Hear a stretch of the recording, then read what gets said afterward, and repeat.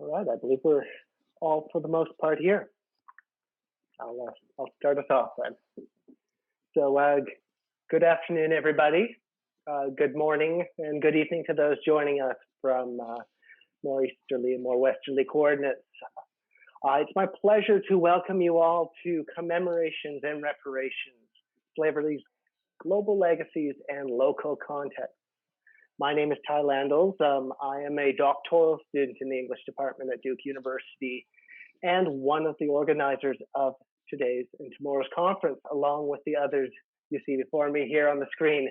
I'm going to take this opportunity to give a few opening remarks and introduce you to the other conference organizers. So we have Professor Charlotte Sussman, Isabel Bradley, Anya Lewis Meeks, Jane Harwell, and Kelsey Desir. You'll have the pleasure to hear from all of these people, or many of these people, throughout the course of today's and tomorrow's event.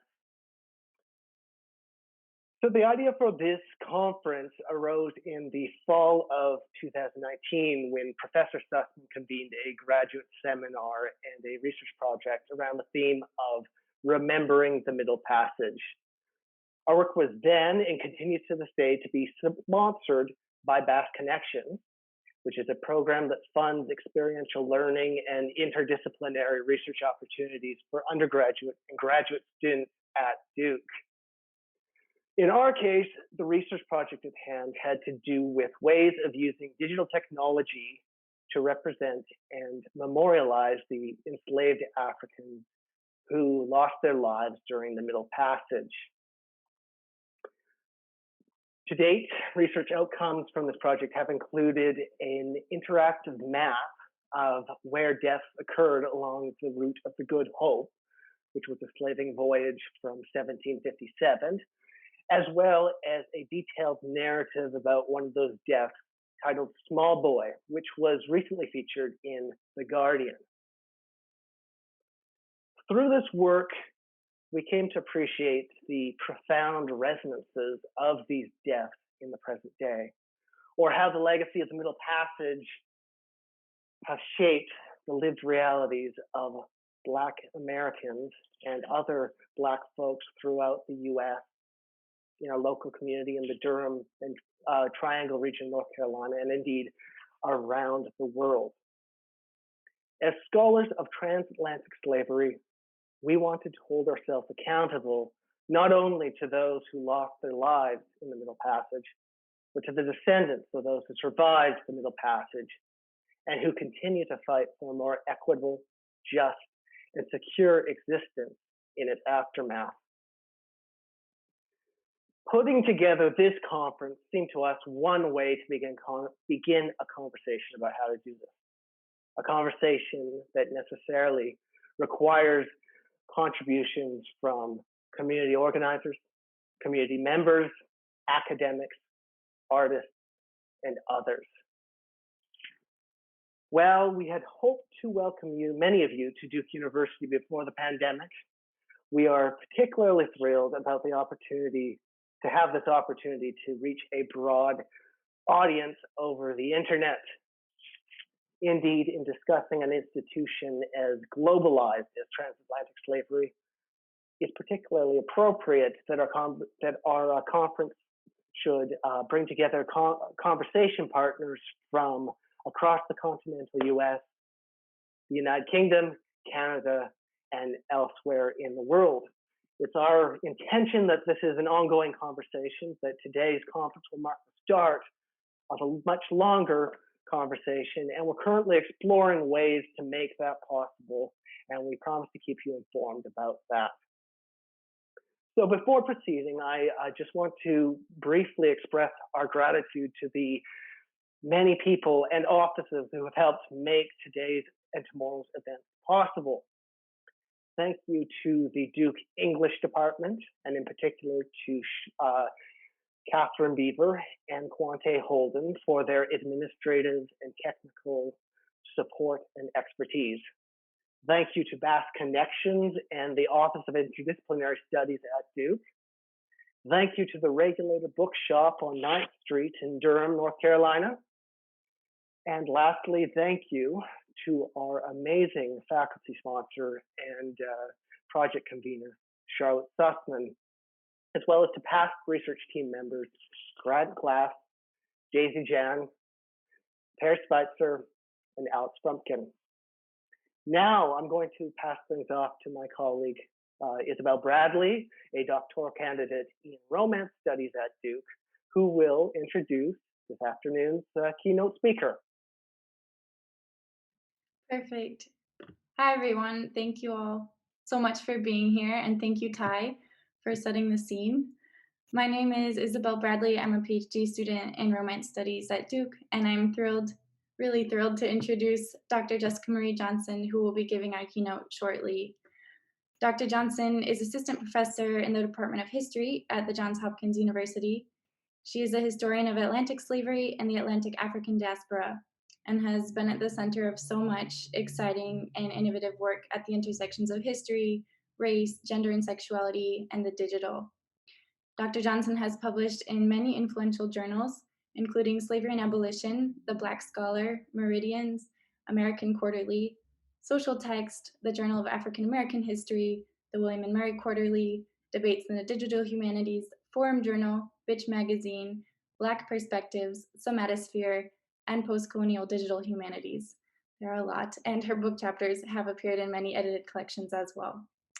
Her article, Markup Bodies in Social Text, was especially valuable for the Remembering the Middle Passage team. She really guided us as we grappled with ethical questions around working with data tied to slavery's archives, and we really owe her so much, and we're not the only ones.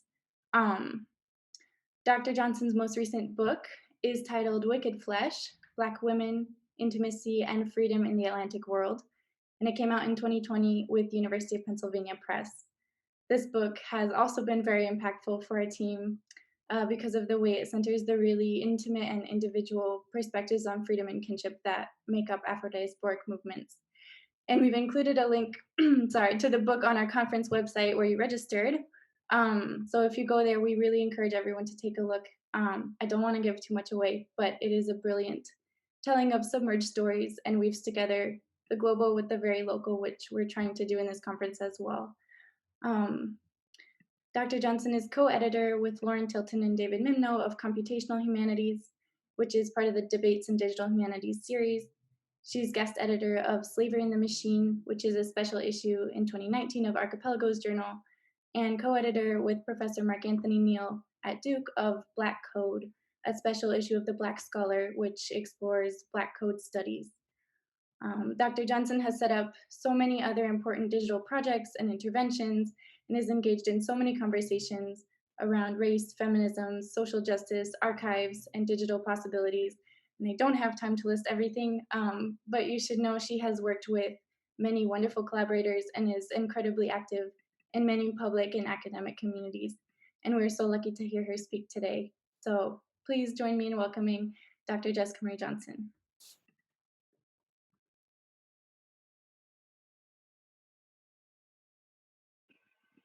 Hello, everyone. That is such a generous and appreciative and loving introduction. Thank you so much for that. It is a pleasure to be here. I would be able to join you in person, but that is not the way the world has rolled in this case. So, so I hope everybody can bear with me and bear with each other as we try and create some kind of community in these virtual spaces. And luckily we have the virtual in order to kind of be able to give that a try. My talk today, let me just make sure that my pointer is working okay. Turn it on.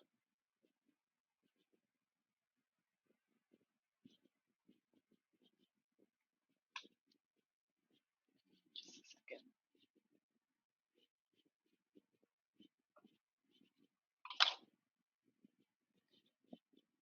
My talk today is titled The Traversée, Long Middle Passages, and the Slave Trade to Louisiana.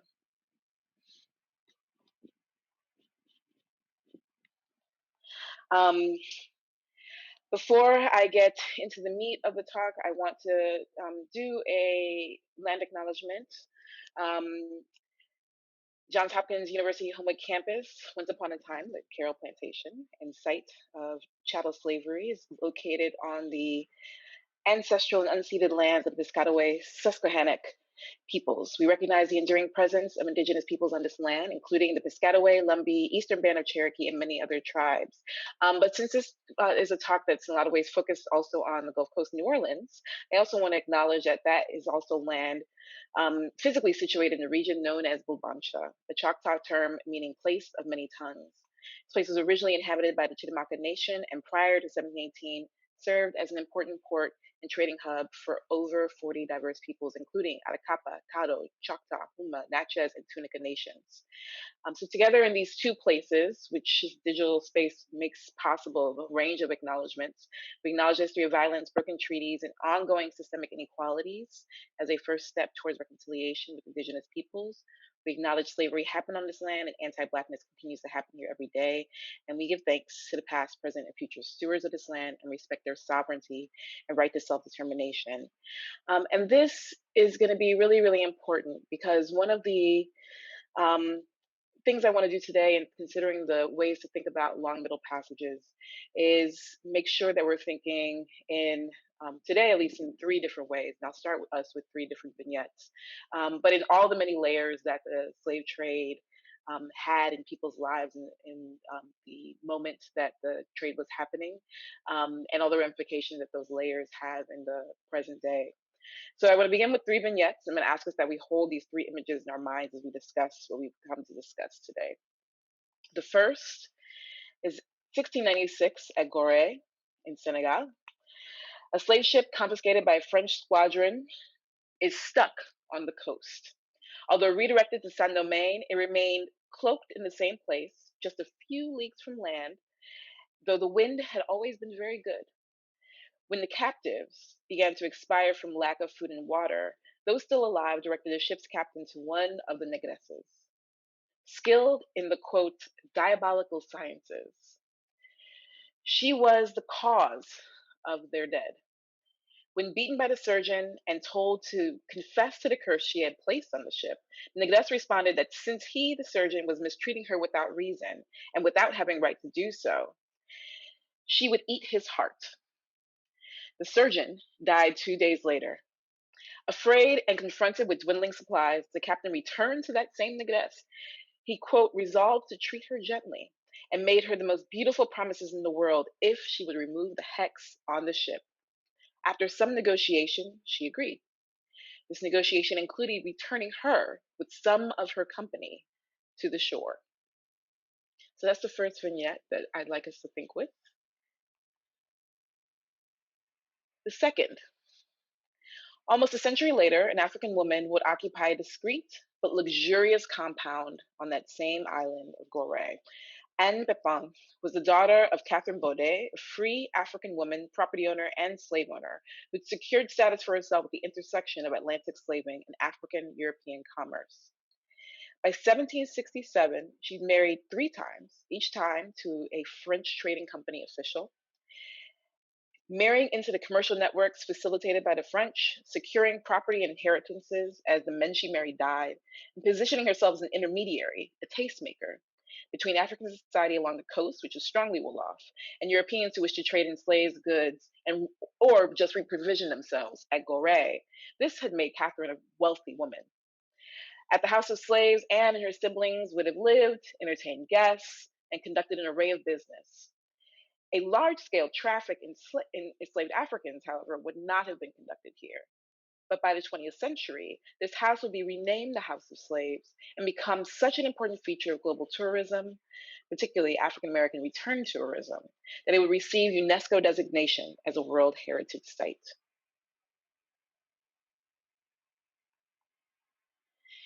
And a third and final vignette is captured in this image. In 1735, Alexandre de Botton was a mason and an engineer working for the French king, but living in New Orleans. He drew this image of men and women of various indigenous nations, something of a representational totem. increasingly common with the rise of natural history and travel publications around the world. Bats sketched men and women from the Atacapa, Illinois, and Fox Nations. He sketched trade goods, including bison ribs, candle tallow, bear oil. He sketched political paraphernalia, like the calumet. And he sketched a nègre, a boy, in the shadow of the Atacapa warrior who was also holding the calumet. Is this child enslaved? Is he a servant? Where he comes from and how he arrived in the service, tutelage, stewardship, or as property in the scene, presumably of the warrior, which would add to his largesse and stature, is unknown and may remain unknown. The bats made a series of images, including surveys of buildings built and to be built, convents, government buildings, the brickyards, and the Camp de Nègre, or the slave cabins of the King's Plantation across the river from the Comptoir of New Orleans. What is clear, on the bottom of this, is the place Bat says he is writing from, the intersection of a moment and of a new world, Babanchas, Mississippi. So we come here today to explore the reverberations of the slave trade in the lives of Africans enslaved and brought to the Americas. We come here knowing and acknowledging that this infernal traffic, as Ottobah Cugoano described it in 1787, did more than impact the 12.5 million known to have been forcibly migrated and sold in the Americas. We come here to acknowledge, as Walter Rodney did a generation ago, that the slave trade impacted African society and polities on the mainland, on the continent. And we come here to witness what Tiffany Letabo King states in her field-changing work, The Black Shoals, that slavery and genocide have no edges.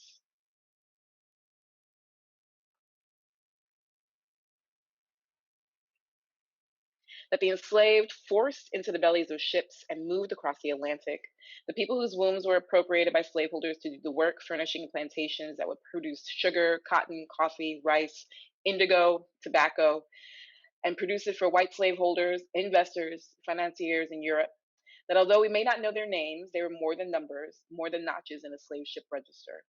And we need to know them and commemorate them as more than that.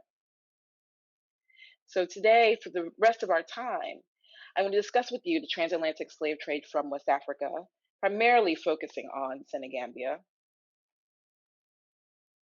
and the Gulf Coast, and the arrivals, those who arrived in the Gulf Coast, as a way to think through, to witness all the layers of what Remember the Middle Passage might mean.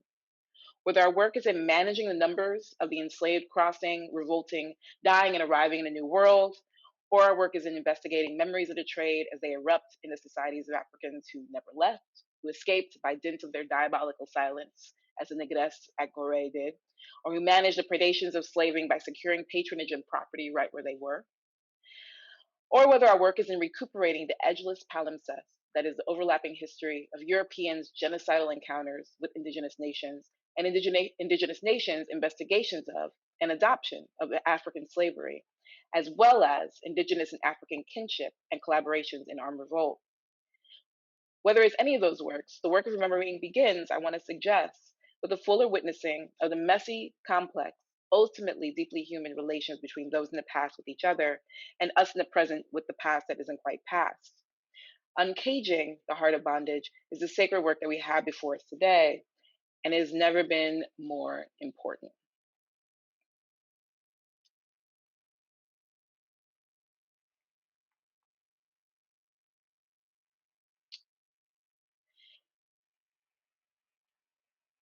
Beginning in 1719, French slave ships began to bring enslaved women, children, and men to Louisiana en masse. But that is not when the French slave trade from the African continent began. In 1571, and again in 1575 and 1581, French ships attempted to traffic in African slaves. Each time, the Spanish, the Grand Dame of the Atlantic Empire, captured the ships and landed those Africans at their outposts in the Caribbean. The first documented successful French slave trip landed Africans in Puerto Rico in 1583. Purchased somewhere along the Portuguese West African coast, quite possibly somewhere in Senegambia, which was along Portuguese trade routes at this time. These Africans would have joined others under Spanish labor and employ at the ports, been conscripted into labor on the island, or transshipped to the Spanish mainland for labor there, or if they were lucky, drafted into administrative service as soldiers, artisans, and to do other kind of middle management labor in service of the imperial regime. In 1644, the first documented French slave trip to reach what would become the French Caribbean from the African continent, an unnamed ship with enslaved cargo purchased along the Rio Grande in Senegambia, landed at least one slave on St. Christophe, what we known as St. Kitts today. By that time, the enslaved demographic of the Caribbean comprised a polyglot population of Africans kidnapped and transshipped from slave ships and plantations, laborers conscripted from Carib, Arawak, and Taino indigenous to the Caribbean, and native nations like the Yamasi who have been traded or deported from the mainland for resisting European encroachment. So again, you have these overlapping African and indigenous geopolitics, slavery, genocide, and movement and forced migration. By the 1690s, around the time the diabolical negress and her friends are escaping with their lives, French investors, trading companies, ship captains, and sailors had committed to the slave trade. The promise of plantation production captivated imperial officials, metropolitan investors, and would-be slave owners. And we can see this commitment in the imperial and investor-related reshuffling of who would secure profits from the slave trade and who could claim ultimate authority over which outposts and where. So in 1674, we see the French crown uniting the islands of Martinique and Guadeloupe under its royal administration. In 1697, we have the western half of the island of Hispaniola, what will become Saint-Domingue, join them. This imposition of crown rule signals France's renewed commitment to asserting control over white and Black populations, to making the colonial enterprise profitable somehow, some way. Meanwhile, across the Atlantic, the French have now occupied Gorée and Saint Louis, displacing Portuguese, Dutch, and English in 1659 and 1677, respectively. The French hoped to use the Senegambian coast as a base of operations, shipping enslaved Africans from Saint Louis and Gorée and preventing other other ships under other flags from doing the same. They even patrolled the coast, confiscating ships sailed by European rivals, including any Africans that were on board those ships. Meanwhile, in a deeper sense, in the kind of everyday relations happening between ships and traders and Africans who are at all levels enslaved and laboring, the transmutation of people into things, humans into goods, was emerging as the Atlantic logic of slaveholding. So in 1728, Jean-Baptiste Labat described the pièce d'Inde, the primary measure of commercial exchange on the West African coast, a measure of potential labor. The pièce d'Inde derived from the pièce d'India, which entered circulation as a unit of measure for the cientos, or slave trading contracts issued by the Spanish after 1595. In other words, to better consume Africans, enslaved Africans, the Spanish turned enslaved Africans into piezas de India, literally pieces or parts of the Indies. By the 18th century, for French traders, a pièce d'Inde could be described by notorious travel writer Labat as a male slave, between 8 and 30 years old, with all of his digits and limbs, as well as eyes, ears, and teeth, who was not hunchbacked or lame. Beyond that, differences in age, gender, or faculties became the basis for further negotiation between slave trading factors, company officials, or ship captains who were desperate to make ends meet. This experience of commodification was then confirmed in the array of material goods exchanged. One pièce d'Inde might purchase a chain, a necklace, clothing, a strap, or eau de vie, the alcohol along the coast. And as Africans crossed the Atlantic world, so did the pièce d'Inde, an efficient and modern currency responsive to changing situations. In 1721, trading company officials in France set the exchange rate of the pièce d'Inde for Louisiana colonists. According to investors a whole ocean away, now a single pièce d'Inde, a slave, equaled about 660 livres, paid back over the course of 3 years in tobacco or rice. These numbers, which is all they are really, it's all our data means, fractions, cannot fully capture the texture of everyday life as African men, women, and children along the coast navigated the impact trade relations brought by the French had on everyday life. And those changes, again, predated the French. At the Senegambian comptoirs, as an example, and to think again about the local versus the global, African women were central to how contact and encounter with Europeans unfolded. The French who arrived at Saint Louis and Gorée on the African coast to trade established diplomatic relations with significant African polities like the Wolof, often through a small cohort of African women. Some of these women descended from households who had already been formed by wives and daughters of the Portuguese and Dutch visitors, men who had disappeared or died or been expelled as the French replaced them. Some of these women migrated from the coast to the coast, attracted by opportunities for trade or labor at the growing comptoirs. Some came as kin, some were enslaved to African employees of the trading companies. Diverse cultural engagements with European traders across the board offered African women at the comptoirs the opportunity, though, to accumulate social capital and property in homes, goods, and potentially in slaves. Atlantic trade at Saint Louis and Gorée provided access to new forms of social status that women on the coast often secured by embodying certain coveted, if gendered, positions. A wife, being free or libre, being négresse or mulatresse, being Catholic or Muslim, being an habitant, or in property. These were the kinds of binaries, the fulcrums in which family life and individual lives balanced. African women in particular navigated gender roles created at the intersection of race, bondage, and the heart of the rise of the Atlantic African trading system. So when we're thinking of the slave trade and its long middle passage, its long connections, its long reach, we're also thinking about the way that it helped create and created space to create new social institutions like mariage à la mode du pays, marriage in the manner of the country, an alternative conjugal institution that modeled Wolof and Nubu custom. Mariage à la mode du pays allowed women like Catherine Baudet, who's the mother of Anne Pepin, to marry outside of Catholic doctrine, but remain legitimate in the eyes of Wolof and French society. These marriages accompanied exchanges of property, access to European goods, and offered European men access to trade networks operated by traders in the countryside. The African coast was often a death trap for Europeans who succumbed to war, water, drownings, illness, or were sent to different parts of the Atlantic world. When European men died or left the coast, the marriage was considered dissolved and the woman was free to marry again.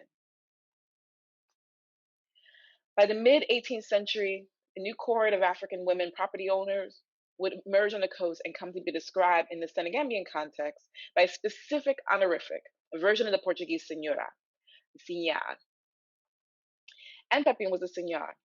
The homes and compounds of these women, what would become, in one case, the House of Slaves, were hubs of social and political activity as French and African officials, traders, and representatives created a social class of their own, owning enslaved people, captifs de casse, in those homes, not for trade across the Atlantic. For many of these women, was critical to reflecting status and maintaining the wealth of these families. At the same time, these intimate partnerships also came with great risks. As the wives of European and African men in patriarchal societies, or mothers of children born between French and Wolof patrimony, African women navigated competing claims on legacies of property and trade they developed themselves over their lifetimes. So even here, freedom is not necessarily free. For African women along the coast, these partnerships can be crucial to salvaging some safety and security for themselves as they navigated an increasingly dangerous world of slaving. But they did not come without cost. The world that would birth Anne Pepin was the same one that hundreds of enslaved African women, children, and men would leave en route to the Americas. Between 1719 and 1743, 23 French slave ships left the west and west central African coasts. And I apologize that these slides are just a little bit grainy. Something about the quality seems to have gone off with this slideshow.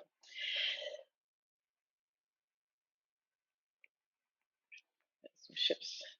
And this slide highlighted here, just to get a sense of how many were the ships that were traveling from or left from ports in Senegambia, usually Saint Louis or Gorée, and landed in Louisiana between those years. So of these ships here, this is how many, and in the time blocks that they left Senegambia. And this is so you can sort of get a sense of how the flows also changed and increased significantly over time. If we take a close look at some of the particulars of time and place in the trade, in this case, looking specifically at the trade Senegambia to Louisiana, it can offer some key insights on how to understand and um, uh, reflect on the pièce d'âne logic of commodification. So, first of all, it tells us as much about European anxieties and failures as it does about African subjugation. And we should remember that whenever we're looking at this kind of material, this kind of data. So in 1720, when what is called in the French Louisiana historiography, the Mississippi Bubble pops, and John Law's Company of the Indies implodes, what's useful for that to know is just basically trading investors lost a lot of money, the money they invested in Louisiana colonization and the slave trade. The next year, the investors reorganized themselves to attempt to make some kind of profit from their ill-fated Louisiana venture. There were a few ships. You can sort of see them in the kind of hill that this graph is making. One was a move of shippers from Ouida, which was in the Bight of Benin, much further south from Senegambia, to Senegal, because trading company officials in France had encouraged a return to Saint Louis and Corée as a place where the French presumably enjoyed preferential access to slave traders. A second shift is with the rise of Saint-Domingue as a market for slaves. And then also there's a shift specific to Louisiana, which is in 1725 when a new governor comes in, Etienne de Perrier. And this governor makes a push to establish tobacco plantations north of New Orleans at a site called Fort Rosalie, which Natchez described as white earth. And we'll get to why that's especially important by the end of this story. A little bit more, just to get a sense, some more of this particular trade. This is that trade divided up by men and women. And just in case anyone is not aware, this is data visualizations that come from the Slave Voyages database, slavevoyages.org. This data, when it comes to the gender in the database, and this is also a good reason to why we should really, really, really be clear about the ways that we're understanding the context, the time and place context, the local context, and the global context. The breakdown of women and men in the database is not always written in the actual slave ship registers. It's often imputed from the data, which can be a plus because it allows us to do fast calculations and computations of gender differences and gender balances across a whole swath of ships in much faster time than you'd be able to kind of wrap your mind around it and analyze it yourself. But it also means that we're also making particular claims on gender, and we're making particular claims about who is on the ship based primarily on what we know about who might be male in the ship, boys or men.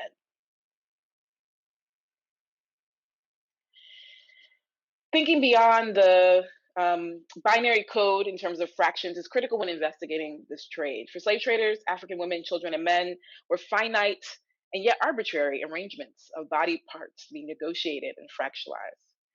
Two children, the bot noted, because of their size, might approximate one pièce d'âne, but a female adult who might be larger and also have reproductive potential might be 3/4 of the same. This arbitrary experience of fractal commodification was then confirmed in the array of material goods that end up getting exchanged. That you could exchange some pièce d'âne for beaded necklaces that then also some African women were able to drape themselves in. All are part of this kind of shifting dynamics of gender, blackness, and the engendering of the slave trade. In general, it's worth thinking about that from 1701 to 1807, women and girls composed about a third of all slaves embarking from Senegambia to the Caribbean. And that's not a small minority. In the French slave trade to New Orleans, if we're thinking of this gender, this graph in particular, more specifically, what we know about gender comes after the year 1721, which is the first documented arrival in Louisiana of female slave ship from Africa. And over the course of the entire French slave trade in Louisiana, just over a quarter of those sold were female. So again, not an insignificant minority. but a little bit less than sort of the broader trade from Senegambia to the Caribbean. About 12 of the 23 ships that make the crossing leave behind enough data to confirm the gender composition of their cargo, which is to say that we can confirm that there are different genders, at least as designated by slave ship captains in that cargo. It doesn't mean that we can confirm numbers. Of these 12, 9 leave behind enough data to calculate the actual percentages of women on those ships. And the lowest percentage, just as fun fact, is about 10%. That ship arrives in 1728, La Flor. The highest percentage is 46%. So on any given ship, there's not more than 46% women on that ship. So these are some interesting ways to kind of think about those numbers, and to remember that we have to reflect on the nitty gritty, the granularity of the data. Another way to think about this trade to Louisiana is that it's also part of the slave trade flow that experiences more slave ship revolts and mutinies than any other vector of the slave trade. So the slave ships arriving in the Americas from Senegambia experience more slave ship revolts and mutinies than any other reach of the slave trade. In the belly of the ship, in other words, bred rebellion. So one example. In 1723, the women and girls on the Cleo de Bourbon, they witnessed the first slave conspiracy recorded in the captain's log for those ships embarking for Louisiana. It leaves Gorée 2 years after some unrest at the different forts. There's lack of resources along the Senegambian coast. There's a surge of deaths at Saint Louis and Gorée. There's not enough ships that are coming by to transport those who have been crowded captives to the Americas. And so the ship is departing in the midst of unrest, more unrest even than usual among those who have been taken captive to be transported to the Americas. It leaves from Gorée, and the captain describes those in the ship as so sick, fatigued, that he refused to take more on and tells the governor that they have to find another ship. Within days of embarking, 2 slaves are caught in a suicide attempt. And I want to note Shawande Mustakim's amazing work on the slave trade, which talks about suicide as a kind of marronage off of these ships, and asks us to kind of think differently about the relationship between life and death on these ships. Scurvy ends up striking the ship, which attacks indiscriminately slaves and crew. Measles begins to spread among the enslaved. So if you already have a ship that is under some duress, and now it is under even more. While stopped at Grenada, a young captive attempts to get the crew's attention. He's gesturing towards different parts of the deck. Language barriers prevent the boy from speaking in detail, but he's expressing a sense of danger. So the captain sends for 2 of the women, 2 negresses, one from Saint Louis and one from Gorée, to translate. Both women profess ignorance and innocence. They don't know what the boy is talking about. The captain, regardless, does not believe them. He has them both exposed on the cannon and whipped. They refuse to explain. Only after punishing several other slaves, implicated presumably by the same child, did one of the women, the negress from Saint Louis, admit that an older man, a neck around 45 years of age, was a sorcerer. He led a contingent of slaves in a plot to massacre all the whites. And she said that the other woman, the negress from Gorée, also knew about the revolt, just as she did. The captain proceeded to punish her too, until she implicated the same man as the leader of a plot to cut the throats of the whites. The plot ended up pinpointing a few dozen of those who were enslaved, but it doesn't lead to the death of the entire contingent. The captain is concerned more that illness and desertion had already run rampant and reduced the profit to be made, so he chooses instead to just make an example of that leader. Accused sorcerer is tied up, hoisted up into the air, and he is shot dead. So how do we factor gender, revolt, gender and revolt into our understanding of the trade, to the experience of these kinds of graphs, of this kind of data, and thus to our remembrance and our handling of people as data. Where do we investigate the technology of ships that made enslavement but also resistance possible? And can spaces like the digital humanities be spaces also that can ground us in that kind of work? The geography aboard slave ships disassembled gender in critical ways and ways that actually had an impact on slave revolt, that made it possible for women and children to be free, to navigate space differently, to be free, to have freer movement on the ship, not be free. An example of this is also seen in the slave trade to Louisiana. So it's so much information and so much happening in this trade. In 1729, after making its way across the Atlantic, L'Annibal stops at Saint-Domingue. There, a troop of negresses barges into the main sleeping quarters of one of the sailors. They assault him. He manages to escape from them by jumping out of the windows, and the crew does sound the alarm, and they do subdue the women. When asked, the women explain that they attacked because they were frightened the whites had kept them on board only to eat them. Bart later claimed to have mistaken the women for men coming to kill him. Diabolical science, revolt in the belly, fractal commodification and geopolitics, all of this is the context in which enslaved Africans landed along the Gulf Coast of what would become Louisiana. Here, Glissant's fibrile, Edouard Glissant, his fibrile becomes instructive. This strange animal connecting Africa to points in the Americas. Because the similarities between Saint Louis and Gorée and the Comptoir of New Orleans end up being fairly striking. Both are on large bodies of water.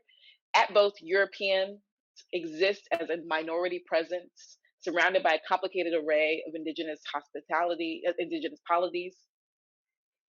At both in Louisiana, women of native nations not of African descent play the role of hosts and intermediaries, offering hospitality, comfort, security, and pleasurable company to French guests. Once upon a time encouraged as imperial policy, a kind of mariage à la mode du pays, a mésalliance, happens between French men and indigenous women and continued to occur as European men sought alliances with those who were experienced on the land. But by the time the slave trade to Louisiana starts, there are some key differences that are worth thinking about, and we could also think about how they might play into our commemorations. Because by 1719, Gulf Coast Louisiana had inherited an archipelagic Antillean legal culture that marked Africans as foreign and subordinate through Black female reproduction and sexuality. In other words, it presumed slavery would follow the mother, viewed free Africans and free people of African descent as threatening the institution of bondage, and pushed for plantation production to expand at the expense of indigenous sovereignty. It even had the power, I'm thinking of the martial power, the military power, to punish intimate relations between white men and women of color with the force of law in a way that can't happen on the other side of the Atlantic. So for Africans arriving in Louisiana in this context, their middle passage does not end after disembarking in places like Biloxi, Ship Island, the lake around above New Orleans. It continued as precarity and predation, imperial tensions and dispossession, all of these that created the circumstances for La Traversée in the first place, reemerge over and over and over in tensions between French and Natchez in the Americas. And this is why that piece about the new governor in 1725 and the establishment and expansion of tobacco plantation in White Earth becomes very, very important for this local context.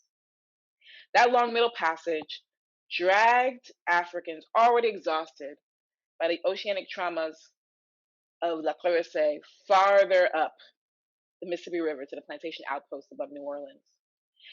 Large plantations at White Earth and St. Catherine, or at Chapatoulas in the Company of the Indies plantation, employed most of the enslaved men, women, and children who come across the Atlantic. By 1729, the two plantations at Fort Rosalie were home to some of the largest concentrations of Black men and women and children. Africans also often travel between these plantations and to the outpost at Fort Rosalie. So similar to New Orleans, which also saw a lot of traffic between New Orleans and the outpost and the plantations up and down along the river near it. Fort Rosalie called Natchez, also had a similar circumstance. But this area was first and foremost native ground. Along the Gulf Coast, an array of nations capitalized on opportunities to trade with the French, including purchasing slaves and acquiring goods. Large nations tended to do so from a position of power. Natchez, Choctaw, and Chickasaw cultivated trade relationships with the French, and they defended also their alliances with the British and Spanish. They are sovereign entities. They traded and exchanged like diplomats, like the diplomats they were. They also practiced slavery well before the arrival of Africans and owned Africans as slaves, trading with the British and French as they deemed necessary. The Natchez, in particular, viewed the French not as guests and renters, but as strangers and trading partners to be cautiously incorporated into the broader hierarchy in diplomacy, but on Natchez terms. So as the colonial population increased, you can imagine that tensions increased, leading to raids, skirmishes, particularly those instigated by and protected in protective fashion by Natchez warriors of the White Apple, Briga, and Jinzinake villages. These led to various kinds of conflicts. 1722, White Apple warriors killed an enslaved Black man named Bugu. When Bienville, in order to kind of smooth over diplomatic relations, New Orleans Governor Bienville, and the great son, the leader of the Natchez, they come together to try and have hash out a new peace. And Bienville's demands include the head that the Natchez deliver, the head of a free Black living with them, where he made himself chief of a party. A few years later, Bienville is recalled to France, and that governor, Etienne de Perrier, he arrives, and he has the special mandate to develop that area around Natchez into tobacco plantations. He's so indiscriminate that the Natchez decided the French had overstayed their welcome. On the morning of November 28, 1729, but 700 or more Natchez warriors arrived at Fort Rosalie and decided that that was enough with these strangers, and that was enough of incorporation. Some 300 women, children, and men, enslaved Africans, waited and watched as Natchez warriors killed dozens of white colonists, then plundered the storehouses, buildings, and boats at the outposts. Within hours, they'd killed 145 French men, 36 French women, and over 50 French children. And I want to stress this revolt, this is a major, major massacre as far as the French are concerned. They are terrified, and they have been scared away. They arrive in New Orleans as the survivors arrive in New Orleans, a kind of bedraggled group, and they are terrified. The Natchez have the power here. Meanwhile, enslaved Africans have found themselves caught in the crossfire. One of the reasons I argue that we should think about these slave trade and these middle passages as long middle passages, because these are also similar geopolitics and tensions that find enslaved Africans on the other side of the Atlantic also caught in the crossfire and shuffled into the trade.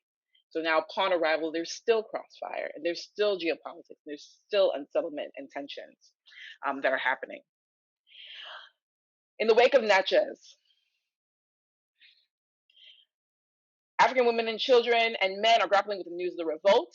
And as enslaved people the world over know that when arms are being taken up by slaveholders and white settlers, that they too are likely to be at risk.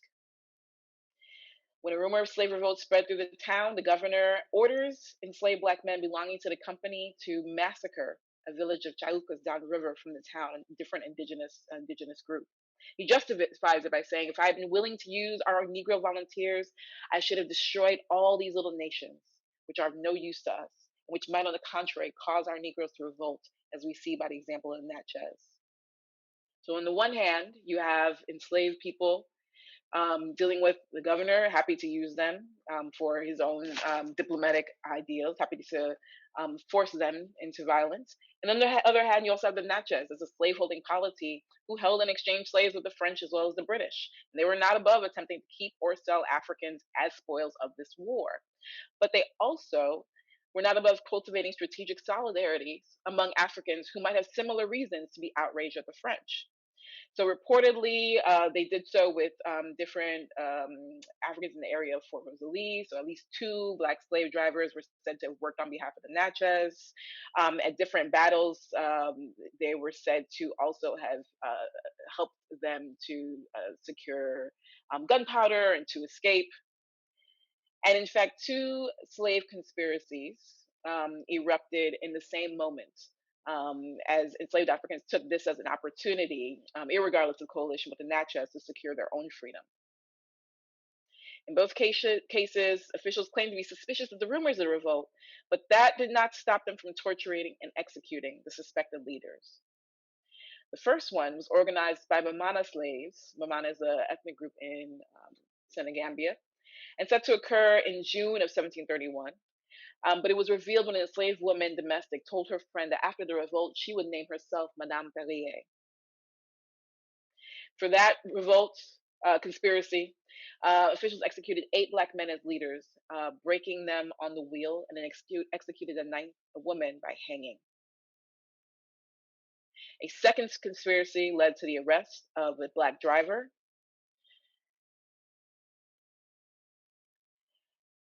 There was a final battle. This all passed 1729. This all happens over the course of a year, so it's not a short amount of time. We can compare this to other revolts: 1811 revolt in Louisiana, Charles Dillon revolt, the Nat Turner revolt, which is really a few days.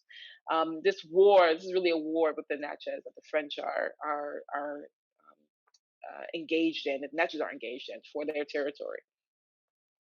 But by February 1731, the Great Sun negotiated a new peace that included the return of the rest of the French women and children who had not escaped, as well as any Africans that were held. But of course, for those Africans who side with the Natchez, peace doesn't really ensure their safety. And for those who are there as captives, perhaps not necessarily siding with the Natchez, they are returned to captivity. Meanwhile, the French soldiers imprisoned the Great Sun and other nobles and about 40 warriors.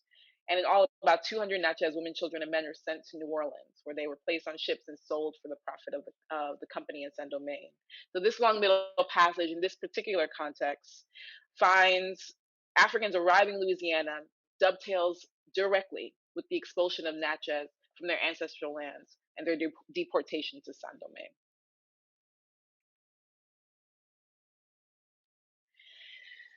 Memory is, quote, the womb of history, as Paul Ricoeur, as cited in Ana Lucia Araujo's Slavery in the Age of Public Memory, states. Saidiya Hartman also writes, if we intend to do more than make the recalcitrant domestic, the outcast, and the insurrectionist a figure for our revolutionary longing, or impose yet another burden on Black female flesh by making a placeholder for freedom, then we must never lose sight of the material conditions of her existence, of how much she has been required to give for our survival. End quote. How do we remember what was born in a new world? How was a new world born? What story are we going to tell about ourselves? New Orleans is not just a site for me that is instructive about the past for things like long middle passages, palimpsests of African and indigenous relations, relations between Atlantic Africa and the Atlantic world. It's also instructive for how to remember in the present. These are historical markers, brand new in 2019, these are first in New Orleans' 300-year history to commemorate the transatlantic slave trade to the Gulf Coast. This is one side of that marker. This is the marker sort of in context. If anybody knows New Orleans, that is St. Louis Cathedral. If anybody knows the Princess and the Frog, that is the castle of the Princess and the Frog. And so that, of course, is the Mississippi River that is in the background. This is the other side of that same marker. So that's the side that is facing the river, and you looking at it would be facing the cathedral. So there's 2 sides. Just sit back up again. That's one side, there's the river. And the message goes the message starts here and then goes around to the other side, continued on the other side. It's also worth noting, if you see the insignia at the top, that is a Sankofa bird superimposed on the African continent. It took several organizations to make this marker happen. The New Orleans Committee to Erect Historic Markers on the Slave Trade and the New Orleans Slave Trade Marker and App Project in affiliation with the New Orleans 2018 Tricentennial Commission. So I believe it was commissioned in 2018, if I'm not getting this wrong. It went up in 2019. These groups have a broad plan to erect historical marker like these and have been erecting them throughout the city. These markers, at least 8 in total, plan memorialize a brutal and devastating part of the city's history, this history that I've related just a few stories of. And they will do more than outline the consequences of the transport and sale of human flesh had on people of African descent in New Orleans. By tying New Orleans to a global slave trade, these markers implicate a wide array of Americans. Slave owners who owned slaves, local authorities in towns and ports along the Gulf Coast to receive slaves, federal officials who participated in the expulsion of native nations from the states of the Deep South to clear space for plantations, and the owners of northern companies who profited from slave sales. So these are the kinds of things that commemoration and memory and these markers can do all at once. They can cross time and space in some very interesting ways. New Orleans has been the center of the most recent debates, some of the most recent debates about history and memory, particularly since 2017, when organizers with Take 'em Down NOLA movement won a decades-long battle to remove 4 Confederate monuments. Facing hard truths hasn't been easy for this city or this country. And yet, although decades at work, these monuments did go down.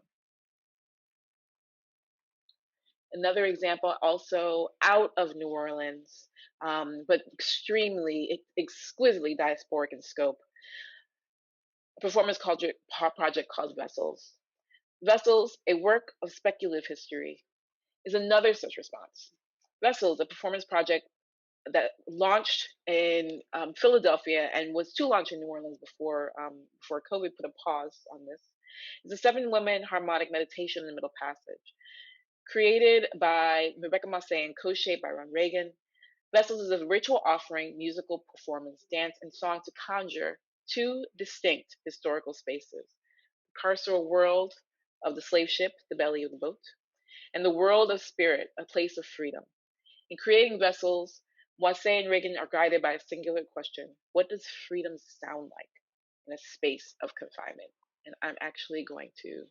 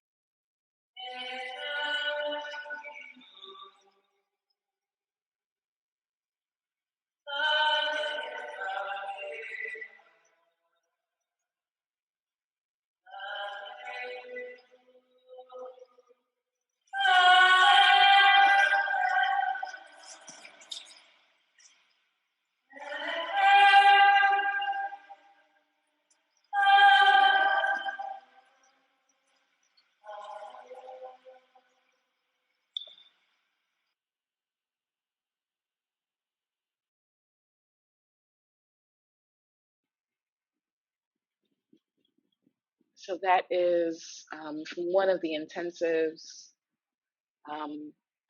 from a Vessels workshop. Since 2016, when the 7-woman intensives first started to come together in workshops like these, Massey and Reagan have traveled around the country, as well as to Ghana, Benin, and Zimbabwe, building research for the project before returning to New Orleans and making it ground zero for its recovery work. In Vessels, the world of the slave ship comes to haunting and visceral life. The performance moves the audience through 3 acts, 3 stages of the Middle Passage, from the claustrophobic indignities of the hold / the belly of the ship, through the jagged intimacy and cacophony of seeking kin, and into the physical and metaphysical possibility of recognition, reunion, and resolution, Vessels brings to life the loss and longing expressed by descendants of the enslaved. Black womanhood is at the center of Vessel's ethos, and in a lot of ways, Black woman is at the center of the heart, belly, and womb themes that are here. In dance and song selections from across the African diaspora, including Fante, Yue, Dangbe, and Equatorial Guinean musical traditions, Vessels bears witness to the horrors and holds space for other modes of witnessing. Wase does not romanticize the experience of the Middle Passage, noting that the enslaved may not have arrived fully sane, but, quote, if they were, it must have been through the singing. And if it was the singing, it must have been the women. Black womanhood in Vessels is its own historical marker.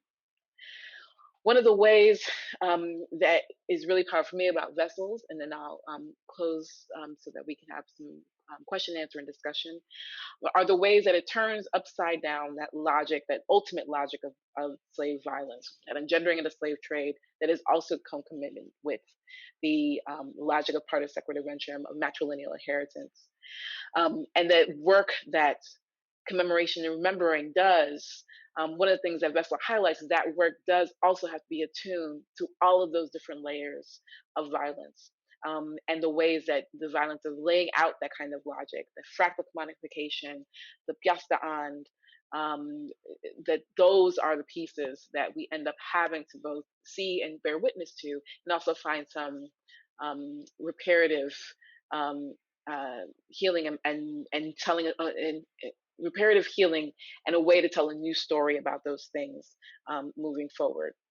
Not easy work, but work that hopefully we can all think about and maybe brainstorm some solutions for today.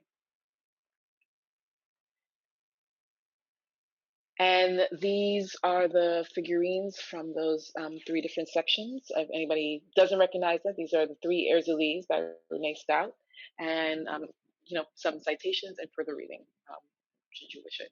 Thank you guys so much. Thanks for listening. Wow, thank you, Dr. Johnson, for bringing these histories to life for us and for sharing stories and for your meditations on commemoration and remembering. For everyone watching, feel free to use the Q&A function not only to ask questions, but to share your reactions and comments with Dr. Johnson, and I will try to get to them. So on the bottom, you have a Q&A. You can put questions there. And we have people thanking you. While we're waiting for the Q&A to fill up, I do want to start with asking a question of my own, just because I'm captivated by the story that you open with, of the negress who would eat the surgeon's heart, and all these stories that you find in the archive where it's the extraordinary, it's the shifts in power and the moments where individuals refuse, where they speak back against being turned into a pièce d'Inde or fractalized, and the curtain slips and we see behind to this universe of other kinds of meaning making. And I was wondering, Dr. Johnson, if you could speak more about contingencies and to some extent ephemeralities, because they're everywhere in your work, and talk about what it is about these fleeting glimpses or these contingent moments that you find so salient, and how do they complicate the narratives that we receive about the Middle Passage and slavery, and what happens when we revisit these stories. What is their potential for generating, you mentioned at the end, other ways of remembering, of speaking back against seemingly inevitable or naturalized logics and structures of white supremacy. So I don't know if that makes any sense, but yeah. Thank you for that.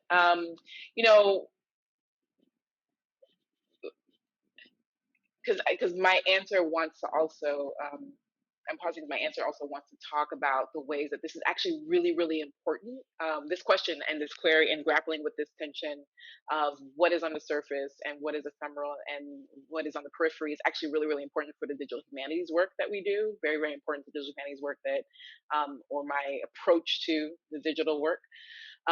Because there are so many ways that it's in the spaces and the stories that are beyond that slave ship register, that imputed data, or the stories that can't be assimilated, that actually are the stories that are the actual lives lived by Africans resisting, by African women living life for themselves, imagining a kind of freedom that is beyond the Manumission Act, that is beyond emancipation, it's beyond even marronage, practicing that over and over and over. It's in those glimmers and in that ephemerality that we see it. When we try, this is important for us to think about as a practice, because in a lot of ways, often the digital infrastructure that we inherit or that we engage in doesn't always necessarily allow for those shadow and messy glimpses. And I'm thinking about this particularly, and we're thinking about databases and slave ship data. Certainly, it can be very difficult as I do in an exercise with people when I'm doing workshops, corrupt the CSV. But it's something that we have to find ways to work around. Two examples that I can think of. I'll do the one that is actually most recent. It was an amazing workshop with Tali Goff, Dr. Tali Goff, who's at Cornell, and is doing some fabulous interdisciplinary work, food, music, sound, technology, the digital, and has a really fantastic essay in Archipelagos Journal about mapping the Caribbean using StoryMax and GIS, which are these defense era this defense era technology, as actually much of our digital technology is, to really try and rethink and see/unsee spaces of marronage in Jamaica. And those are the kinds of projects that we need to be doing, and that's the kind of practice we need to be applying. I argue. I guess everybody can do what they want, but we broadly, if you find yourself in that we, please enter, yay. That's the kind of practice I think we need to be employing, particularly if we're trying to create stories, narratives, scholarship, public scholarship, digital work, whatever it might be, that is attuned to Black life and humanity. It is, other words, a shorter version of this, it is extremely easy for us to take up these tools, use them, and replicate the same kinds of violences and the same kind of commodification if we do not find ways to wrench those tools open, to see these ephemeral moments, and to see these other individual stories, and to see the complexities and the things that actually just don't compute in our own data, in our own digital infrastructure. So those stories are important to me because they tell us so much more about the lived reality of people in this time period than the kind of broader trends in the archive, which are meant to tell a different kind of story. They tell us a lot about European failures, but they don't always tell us about African life, and it's in those ephemeral stories that we get the life of Black men, women, and children. Thank you for the tie into digital work. There's another comment it's a comment/question that's really concrete and about the present and the past in the present. And I'll just read it and we can get your reaction. So what next needs to happen, in my opinion, is that white peoples must acknowledge fully and beg forgiveness of Black and Indigenous people of color for the existence and perpetuation and legacy of slavery and its created cultures. Who and what are the bridges to this realization and next step? I think this could let you. No, I mean that is a declaration. Whoever gave that question / comment, and I appreciate and I appreciate apology, and I think recognizing the harm and the violence is absolutely a step in reconciliation and in care and in reparation. But I also think that that it cannot stop there, and I'm not even sure that it may need to start there. Although I think that is really important and helpful, and I think that should be done, for white people's own sake. Like the reverberations of the long Middle Passage, of the slave trade, of slaving, they don't just impact enslaved Africans. They don't just impact Indigenous people. They are spiritual stain, if you will, on the lives of everybody involved and everybody existing today. We have different levels of precarity in relationship to the ramifications of the trade, but it's hurt all of us. And so restitution, recognition, witnessing, and apologies, yes, all of those are really important for our own sake, for our individual sake, for our community's sake, for national narratives, post-national narratives, political, public memory, as Dr. Araujo discusses in her amazing book. But if it stops there, then it's just words on water. What we also need are fundamental structural shifts in how people relate to each other and what resources are available to individuals, in what kind, who are stewards of the land, in what people have access to in order to, sustain their own lives. I mean, we're in a moment, this is a very, very real question, because we're in a moment of a pandemic that has devastated. I can think of people around me who are devastated right now. It's devastated lives, and we don't have universal health care. So there's actual really concrete things that are part of restitution, that can be done and can be enacted. Student debt, ending prisons. There's a list that we can do. And if it's a choice between having an apology and having something off that list checked off, I'm probably going to choose something off of that list. That's a good answer. We have some questions about the media in your PowerPoint, but maybe we can circle back to those.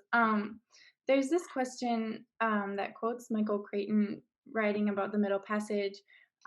In retrospect, it was no more than an incident in the continuum. Do you believe this narrative that it is a failure in empathy is still prominent within the historiography and wider public conception of the transatlantic slave trade? So I don't know if the Middle Passage did not permanently character or behavior. I think, a failure in empathy. I'm not sure I understand what that question is, but it's about the historiography. Maybe George can clarify. But then, while we wait for that, maybe you can talk about there are 3 figurines in your last slide, and then a question about whether the Vessels project has plans to stream during this time of COVID. Maybe? Sure. Yeah. And I'll let George, if he wants to clarify. I'm happy to answer also what I think where I think they were going. So, yeah. But the three figurines. So, one of the things I'm working through for my second project, Dark Codex, Blackness, History, and the Digital, are the ways that, focusing on Black women and femmes, Black femmes, are how they are constantly at play and practicing an engagement with technology before and as digital technology sort of operates itself and digital humanity operates. And so one of the things I'm thinking through are our avatars. I've done some work on this with the Anti-Jemimas project. I'm thinking about Renee Stout and her avatar, what I'm calling her avatar, Fatima Mayfield, with Tales of the Conjure Woman, who herself is based in New Orleans, is a conjure woman, a hoodoo woman, reads palms, and thinking about the relationship between that and Stout's engagement with hoodoo, Grigri, and Kisi, and other spiritual totems of the African diaspora persuasion, and also how that ends up rooting her through New Orleans, although I believe she's based in DC. Madam Stout, I would love to meet you. And then there's also looking at other people who are doing work along these lines. Things like Vessels, and Rebecca Moisse's work, things like Christina K. Robinson's alter ego, Mariam de Capita, which is also based in New Orleans, who's an alternative reality New Orleans in which slavery rule is successful, and a whole new world is born. So I'm looking at those as another kind of technology to kind of think through the digital, and so I wanted to bring those as guides into this work, the three versions of Erzuli, Dantor, Erzuli Freda, Erzuli Gerouge, I think are those three. And those you can kind of explore on Renee Stout's website. There's a section of it called Charms, that you can click different charms and receive different spiritual gifts.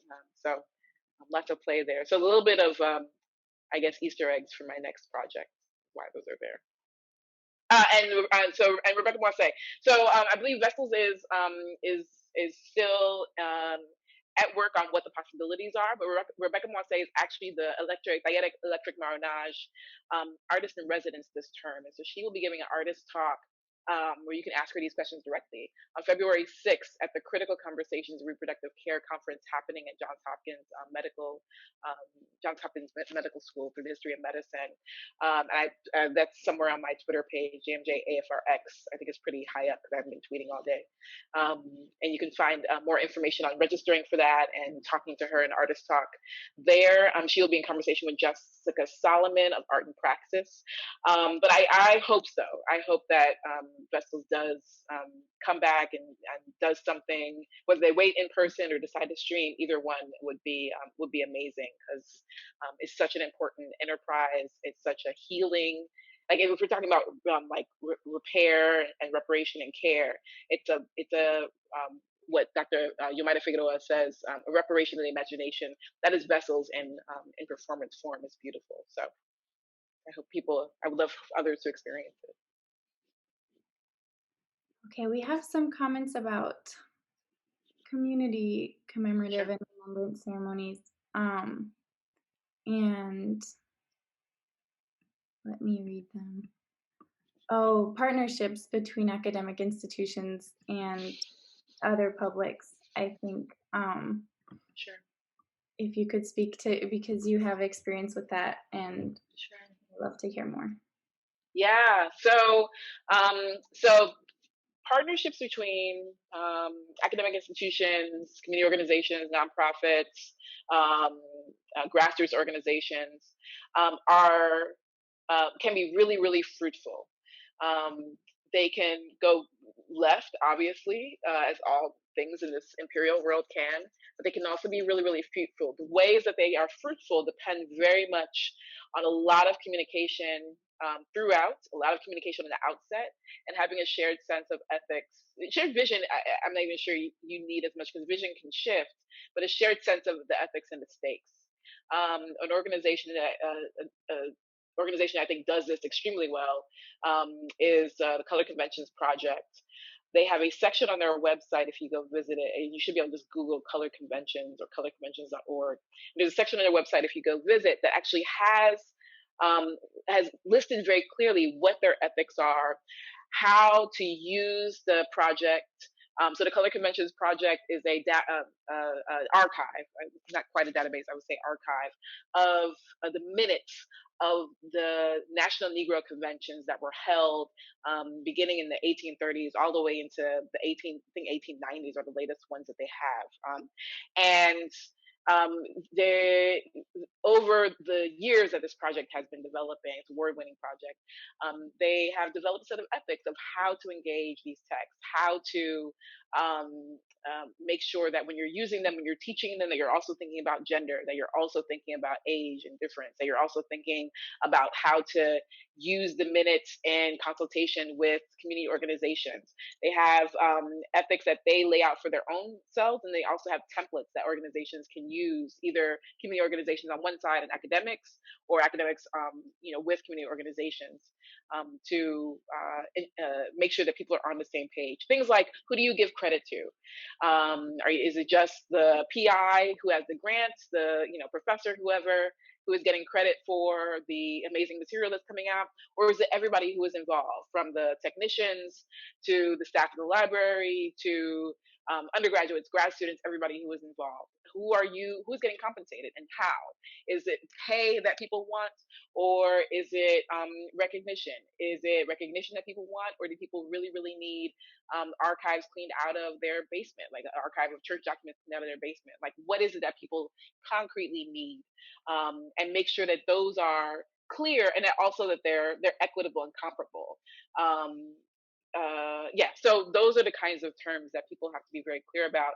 And on the academic side, academics need to be very, very careful not to do a lot of listening and not to be the biggest voice in the room, especially in contexts where you have town and gown situations, where you, as the employee of an institution that has a considerable amount of power in the local context, being clear about that and knowing that you have to step back sometimes, because sometimes the other organizations around, through systemic pressures, are not able to be as candid or step back in the way that they might need to preserve themselves.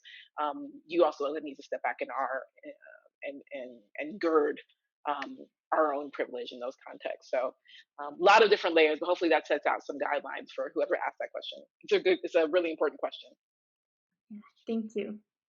We have maybe time for one, maybe two more. I am going to combine these two. So we have more questions about commemoration, but the temporalities of commemoration.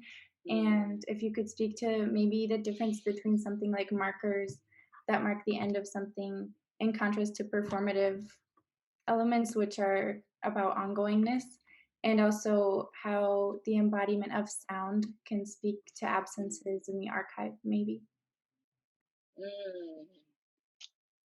Sorry, there was a lot in one question. No, that was great. So many answers there.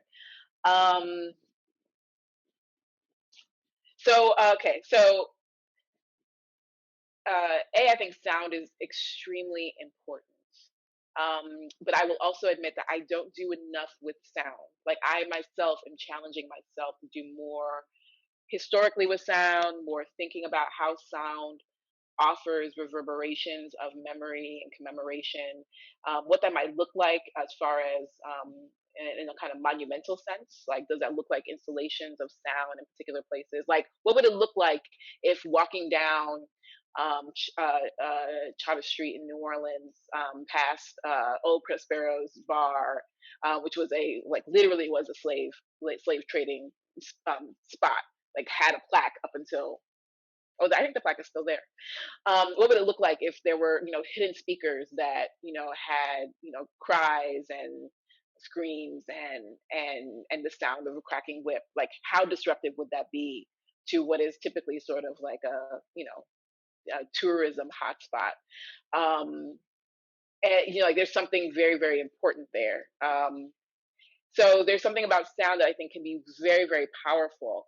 And also there are ways to think about, what are the memories that are already in our sound. So reading of African diaspora sound, there reverberations that are already there. Are there drum patterns that are already, doing some of this work? And how do we tap into what's already existing? Which would also then again be one of those ways that we tap into what's happening with community organizations. Drum circles that have been happening for however long. In New Orleans, the Congo Square, it's not Memorial Circle, but there's a Congo Square, a drum circle that has a heritage name that is there to keep the memory of Congo Square as a site where Africans gathered to honor, take pleasure, rest, dance, and meet each other, etc. That has existed for years and years. What are the ways that in commemorating people tap into that? And then what happens when we don't? Which again is one of those things where, what are we losing when we are not that familiar enough or accepted enough into the local context to know those intricacies of who is already there doing that work. So I think sound can be really, really powerful. I'm gonna have misheard one of the questions, but I'm gonna say this in response to it, and then we can decide if that's where you were going. One of the sites of memory, essentially, that I think is doing an amazing job is the Whitney Plantation and Slavery Museum, which has been open since 2015, I believe, and is a plantation, was a plantation, was an actual plantation, was a Haydell plantation, but is not a site that is trying to recreate in the way that plantations along the river road sometimes do, recreate the exact, like this was the 1848 tea set. Instead, what they are trying to do is recreate what world enslaved people might have experienced and how that might have felt. So there's a section of that plant of the grounds as you're walking where there's a row of slave cabins near the sugar sugar boiling pots. And so there's a lane, there's the sugar pots that are lining the lane, and then there are the cabins. So at no point can you walk out of the cabins and imagine that your labor is not there. And then at the end of this square of cabins is a prison. Now the prison is actually not from the time period, and it's not from that plantation, but it's probably one of the most effective and affective uses of kind of arcing time and place in that way, because what it does is remind you that at all times your labor is there, this is your home, and also there is your punishment should you ever get out of line. There is the threat and the meaning of bondage is the arm of violence that enforced it. And so there's ways that, like, I guess the way I'm reading, I'm responding to that question, which is, again, I think not exactly the question that was asked, is that there are ways and times to cleave to that this is a thing that happened in this moment. And then there are moments that memory, commemoration, that those actually can spread their wings a little bit to give us maybe not exactly what happened in that particular moment, but give us the essence of what it felt, because that may be more attuned to who and what we're trying to commemorate and what we're trying to heal from in a particular, depending on the memory or the event at play. So that's some of my response to some of those there's a really great range of questions there that are very, very important. So I hope we'll keep talking about those. That was a great response. And we do have one more question about the digital. I don't know if you could answer in 1 minute. Sure. We don't want to go too far over, but how can we reconcile the violence of the archives to data in the digital when there is also so much violence and racism in data in the digital? I know it's a big question for It's a huge question. All right. No, it's great. I mean, thank you for asking that question. I think what we have to do is be as multimodal and interdisciplinary and polyphonic as possible.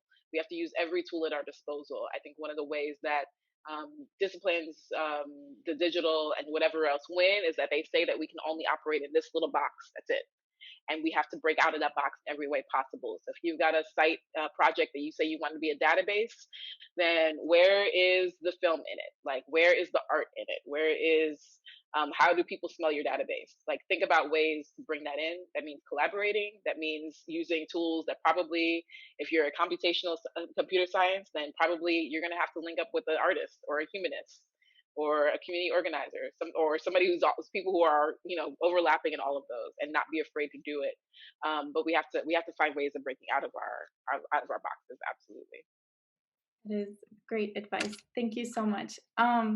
We are out of time. Thank you to everyone. Thank you all so much for coming. Thank you, Dr. Johnson. As you might have seen when you registered, we have 2 more events tomorrow, and we really hope that you can join us to hear Professors Doherty and Mullen speak at 11 and Piers Freelon at 1:30. It's the same link as the one you used today. So thank you everyone so much. Thank you, Dr. Johnson, again. Thanks so much for having me. Treat. Thanks, everybody.